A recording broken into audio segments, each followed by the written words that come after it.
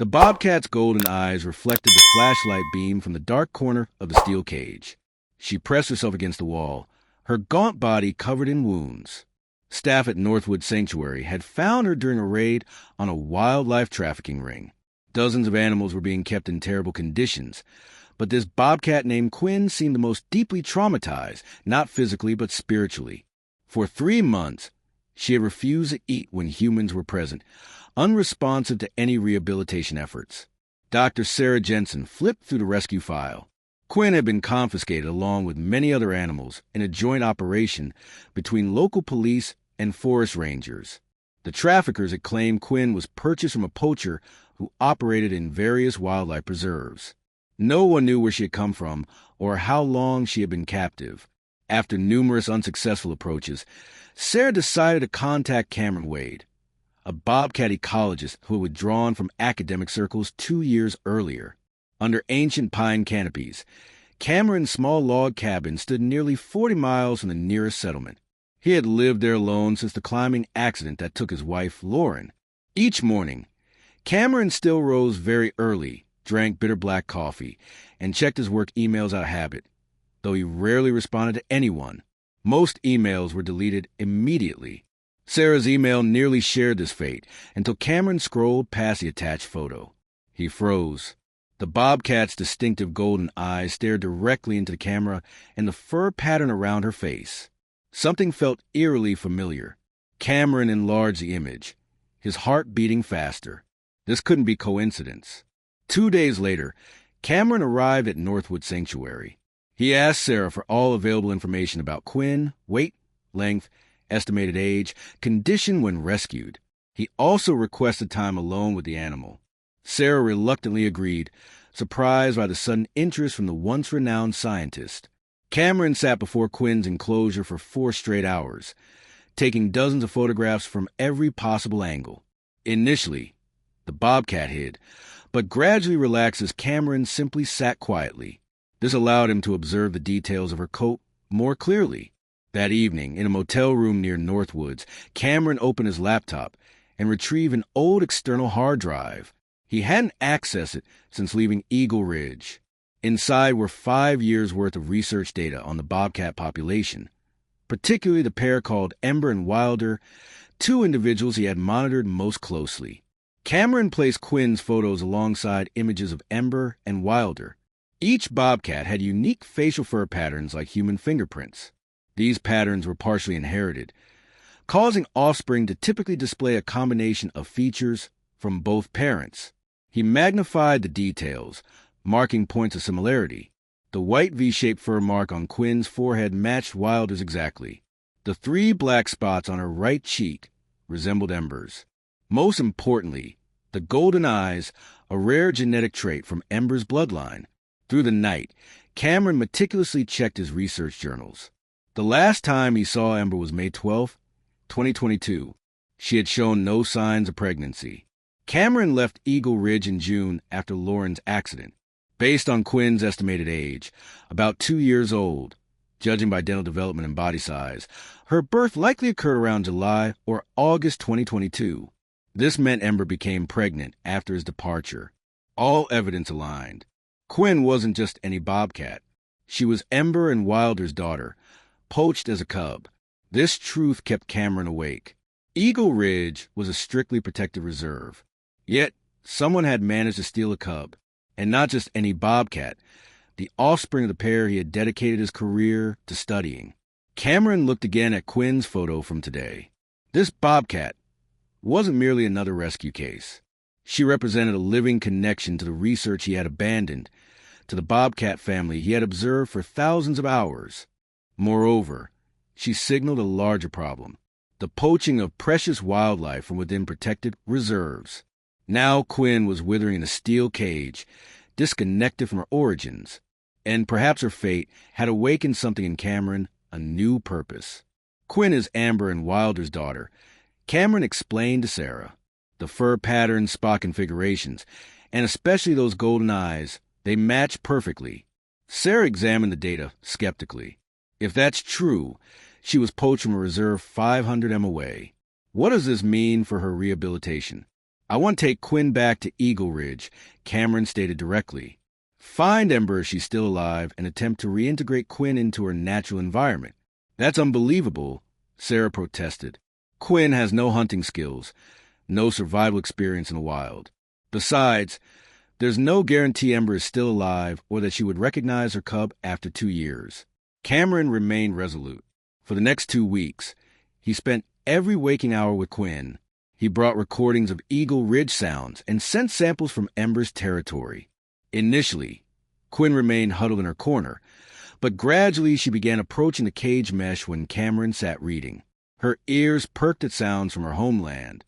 Cameron constructed a detailed reintegration plan. Each day, he introduced Quinn to new natural elements, pine branches, river rocks, and soil samples from Eagle Ridge. He created puzzle feeders that mimicked the challenges of finding food in the wild. Quinn's progress was remarkable. Within days, she demonstrated natural bobcat behaviors that had been dormant during her captivity. The sanctuary staff observed Quinn's transformation with amazement. Her once dull coat regained luster, her muscles strengthened, and most importantly, the vacant look in her golden eyes was replaced by alertness and curiosity. She began climbing the artificial trees in her enclosure, practicing the balance and coordination she would need in the wild. With each passing day, Cameron documented Quinn's improving condition. He created a special diet that gradually transitioned her from prepared sanctuary meals to the types of prey she would encounter at Eagle Ridge. By the end of the second week, Quinn was consuming whole rabbits using hunting techniques she had never been taught. Sarah remained concerned, but couldn't deny Quinn's progress. She arranged for a special tracking collar, lightweight and designed to dissolve after 18 months, to monitor Quinn's vital signs and location once released. The sanctuary board convened an emergency meeting and, after reviewing Cameron's detailed data, granted conditional approval for Quinn's transfer. On the 6th night, Quinn took a piece of meat from Cameron's hand through the cage gap, a major breakthrough. Sarah couldn't hide her amazement at this progress. Cameron modified an old pickup truck, designing a special transport enclosure with ample space and small windows for Quinn to observe the scenery. The enclosure contained familiar items from her sanctuary habitat. Carefully arranged to minimize stress during the journey, he mapped the route to include strategic stops in natural areas, gradually exposing Quinn to wilderness sounds and smells. On departure morning came the decisive moment. Quinn voluntarily entered the transport cage, requiring neither force nor coaxing. Sarah provided Cameron with emergency contacts along the route, wildlife specialists who could intervene if Quinn showed signs of severe stress. With final preparations complete, Cameron began the journey that would either heal 2 broken souls or confirm that some wounds cannot be mended. The pickup truck left Northwoods at dawn. Quinn stood in her enclosure, watching the changing landscape through small mesh windows. Cameron drove carefully, avoiding rough roads that might disturb his precious cargo. When they passed from suburban areas into the first stretches of wilderness, Quinn's behavior changed noticeably. She became more alert, her nostrils flaring at the sights of pine and wild grasses that drifted through the ventilation system. After 3 days on the road, Cameron noticed distinct changes in Quinn. At their evening stops in remote forest areas, he would park in clearings surrounded by natural habitat. Through observation cameras installed in the transport cage, he documented how Quinn responded to wilderness sounds, her ears tracking distant bird calls, her body tensing at the scent of deer that had passed nearby. During the second night, Cameron made camp beside a small stream. He positioned Quinn's enclosure where she could observe the water. When a family of raccoons appeared at the stream's edge, Quinn displayed textbook stalking behavior. Crouching low, eyes focused, muscles tense in perfect hunting form. These were not learned behaviors, but innate instincts reawakening after dormancy. The journey became more than transportation. It was a carefully orchestrated rehabilitation program. Cameron selected each stopping point to expose Quinn to specific elements of wild ecosystems. First grasslands, then mixed forests. Finally, the dense pine wilderness similar to Eagle Ridge. He kept detailed notes on her responses, encouraged by her growing interest in natural sounds and movements. Quinn's diet during the journey reflected this gradual transition. Cameron began offering food that required more effort to access, hidden in increasingly complex puzzle boxes that mimicked the challenges of finding prey in the wild. By the fourth day, Quinn was using her claws and teeth to extract food from tightly wrapped packages, showing persistence and problem-solving skills essential for survival. At night, when they stopped in forests, Quinn occasionally answered distant wolf howls, her voice growing stronger with each vocalization. The timid, broken sounds from her first days were replaced by confident calls that echoed through the valleys. Cameron told Quinn about Eagle Ridge, about Wilder and Ember, describing the mountains and forests that were her birthright. He wasn't sure how much she understood, but her golden eyes followed him attentively, reflective and alert. Cameron maintained regular contact with Sarah, sending detailed reports and video documentation of Quinn's progress. The tracking collar provided valuable data on Quinn's heart rate and stress levels, which gradually decreased as they moved farther from civilization. Sarah connected Cameron with wildlife specialists who provided insights into Quinn's behavioral changes, confirming that her natural instincts were indeed reawakening. On the final night before reaching Eagle Ridge, Cameron camped at the base of Thunder Mountain. As moonlight filtered to the pine canopy, Quinn paced eagerly in her enclosure, responding to the calls of nocturnal birds specific to this region. Cameron noticed her tracking a rabbit that hopped near the truck, her movements mirroring exactly the hunting techniques he had documented in Ember years earlier. On the fifth day, they reached Eagle Ridge as autumn gave way to winter. From a hilltop, Cameron gazed down at the familiar valley, Silver Creek, Whisper Cliffs, the northern forest where Wilder used to hunt. The landscape was painted in amber and crimson, the first dusting of snow visible on distant peaks. For Cameron, it was a bittersweet homecoming, the place where he had experienced both his greatest professional achievements and most devastating personal loss. Quinn let out a long call, not the weak growl from before, but the powerful vocalization of an adult bobcat. She pawed at the mesh of her enclosure, her body language communicating unmistakable recognition. This was no longer foreign terrain to her. Something ancient in her blood recognized these mountains as home. The decisive moment arrived. Cameron opened the cage. Quinn stepped out hesitantly, her paws touching Eagle Ridge soil for the first time since her birth. She sniffed the air, her whiskers twitching as she processed the complex tapestry of scents. For several long minutes, she remained beside the truck, familiarizing herself with immediate surroundings. Then, with a final glance at Cameron, Quinn disappeared into the dense forest, her golden eyes reflecting the afternoon sun before vanishing among the shadows of ancient pines. Cameron established an observation post on a cliff, tracking Quinn through binoculars. Initially hesitant and cautious, the bobcat grew more confident with each passing day. By the fourth day, Quinn attempted hunting. Though still clumsy, her natural instincts were functioning. On the fifth day, from the forest shadows, Ember appeared, older but unmistakable with her characteristic golden eyes. Cameron awaited a miraculous reunion. Instead, Ember growled threateningly. Quinn stood motionless, confused. When Ember advanced, Quinn was forced to retreat, emitting pleading sounds. Ember attacked, and Quinn fled. The situation grew more complex in following days. Cameron discovered Ember not only failed to recognize Quinn, but had a new family. Wilder had died in a battle with poachers 2 years earlier. Ember now had a new mate, Storm, a large male bobcat with facial scars, who viewed Quinn as an intruder. Quinn faced numerous challenges: clumsy hunting, territorial boundary confusion, and lack of understanding of complex bobcat social rules. Cameron tried helping by strategically placing food, but he soon realized his mistake. Humans sent on the food made Quinn carry a smell, further isolating her. Cameron decided to withdraw completely, allowing Quinn to find her own way into the wild world, or perhaps never truly belong there. Winter descended upon Eagle Ridge early and harshly. Quinn struggled to find food and shelter, but gradually her deeper instincts awakened.